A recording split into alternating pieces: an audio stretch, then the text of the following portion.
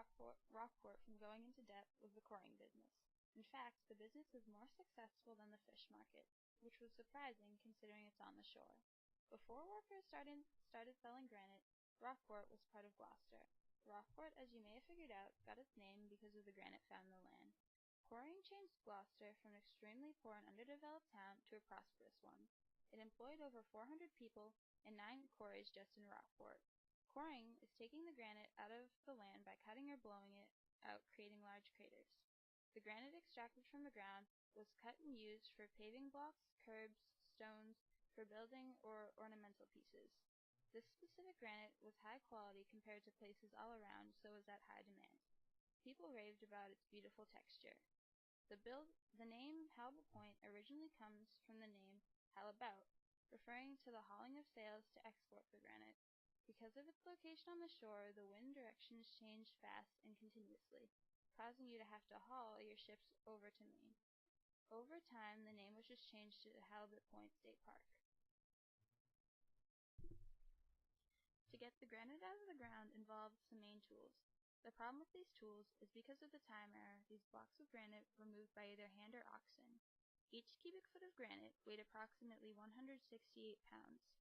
To actually detach the granite out of the ground, the workers had to take a sledge and hammer and a long nail to chisel a hole big enough for the explosives or black powder. Not until 1883 did Rockport's Granite Company introduce the air drills, making this task easier. Another dilemma was once the hole started to form, water would start to pile up and had nowhere to go. To get it out involved many men scooping water out by hand, a very time-consuming and monotonous job. Also, to get the water out, occasionally they used a tool called the siphon, until Lewis Lane created the California pump in 1850. They had no longer to use a manual pump. The first tool was called a derrick. These derricks had horizontal posts called a boom and a tall vertical post called a mast. These were used to make lifting and the stone a little bit easier into ships. Halibut Point had 4 of these derricks, each able to lift 400 tons. They had a 96-foot mast and an 8-foot boom. These derricks were powered by a technique known as the donkey engine, or wheel that rotated the derrick, moving the granite. Dog holes were round holes found in the faces of the granite. These holes were screws, called dogs, that were attached to cables attached to the derricks. These helped move the granite out easier.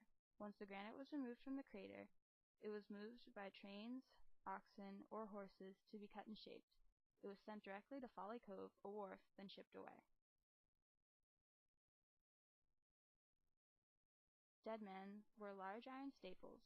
These staples were used to hold in the derricks in place. In fact, 6 cables were attached to one deadman to keep it from falling off the ledge. By the 1830s, the chisels were created to a V-shaped tool called plug wedges. These tools were to be hit in a hit-turn motion, creating circular holes. From there, a tapered wedge was placed in between, splitting the stone. For all the crooked granite, it was sent to the grat pile. This was a giant pile filled with granite pieces. This pile goes all the way up from the quarry to the Atlantic Ocean. A little bit off the shore, you can see part of Sandy Bay Breakwater. This is a place the government created for a midway haven for the travelers between Boston and Portland, but they didn't have enough money to continue the project, leaving it unfinished. This was a granite pile topped on top of each other for 30 years, creating a 50-foot stack, 200-foot wide island protruding out of the ocean. Another fact about the breakwater was that lots of Halibut Point's granite was sent into building it. But for the sailors, it is considered dangerous.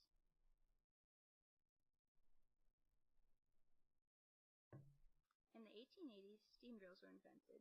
This helped smooth cut the granite and create deeper holes. In the long run, the deeper holes created larger pieces of granite. In 1910, the Rockport Granite Company, whom was the quarry's owner, got a steam engine named Nello, which brought granite from all the way to Folly Cove, and the stone was carried to markets all over the hemisphere. Bollards were used to secure the ship and placed on shores. Most of the boats that tied their lines to the bollards also carried granite throughout the hemisphere. This granite was used into building bridges, tunnels, building warehouses, and monuments all over. Some of the granite, even went to Havana, Cuba, Vallejo, and Chile. Granite was also used in monuments like the Statue of Liberty in Fort Warren in Boston. The Cape Ann Granite Company was owned by General Benjamin Butler. He was part of the Massachusetts House of Representatives and then became the governor of Massachusetts. And his home in Gloucester was considered the home base for the Granite Company. Orange-brown granite, called steam-faced granite. This color is actually rusted, caused by the water seeping into the cracks in the granite. In the 1880s, this was ugly compared to the other granite colors, but once the 90s came, it became popular. It was used for things like outside buildings, steps, and trimming. For it to be considered beautiful, it had to be polished at a very high gloss. It wasn't until 1920 that the granite was replaced by concrete, ending the age of quarrying. Once it ended, the land was skied with these craters and naked with no forests, just left with the derricks. This workspace eventually healed, the trees grew back, and 100-foot or greater holes were filled with water over the years, creating a pond-like appearance.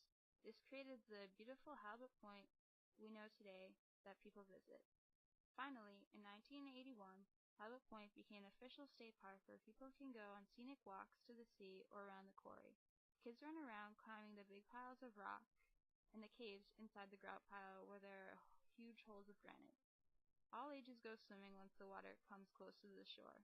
This no longer helps Rockport out much economically because being a state park, it's free, but it teaches us how Rockport was created.